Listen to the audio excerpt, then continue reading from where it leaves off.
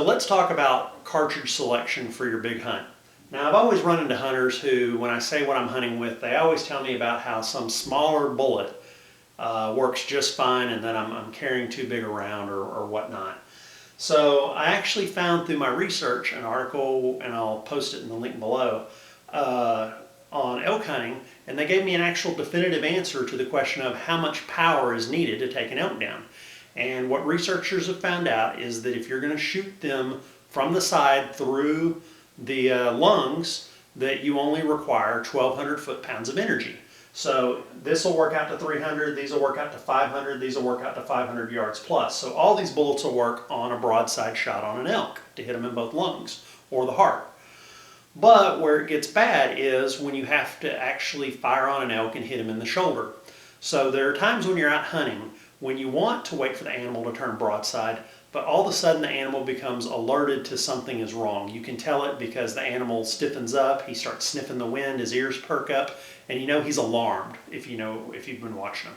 So the animal becomes alarmed, and you know that it's the last day of your hunt, this is your prize trophy animal, and he's about to turn his tail around and haul rear end through the woods in a matter of just a couple seconds, and you got him in your sights. Now you got the choice.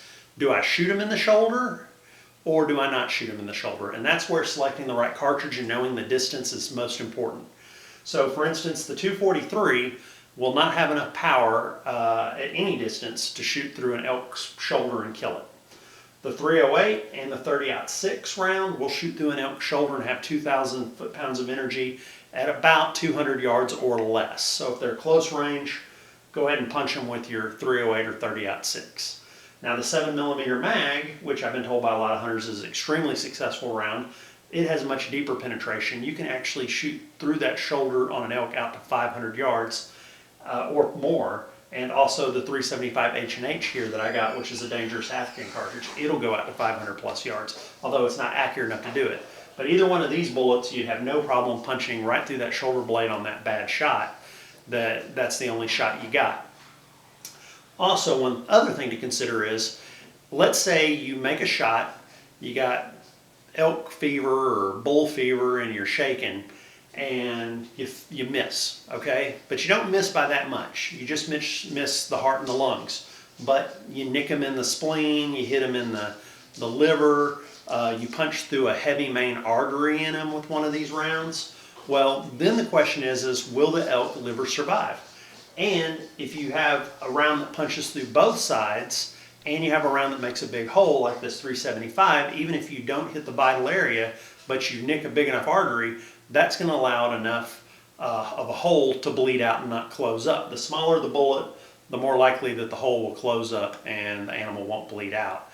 I know that they said on a liver or spleen shot, you need to give the animal 2 hours to bleed out. But again, that's if you put a normal round through them, like a 30 caliber or 7mm.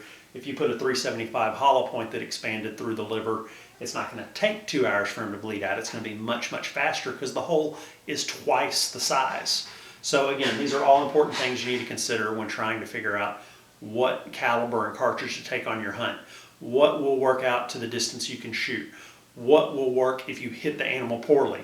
If it's a dangerous animal, what will work if you're being charged to stop it? These are all things you should consider. So I hope this helps.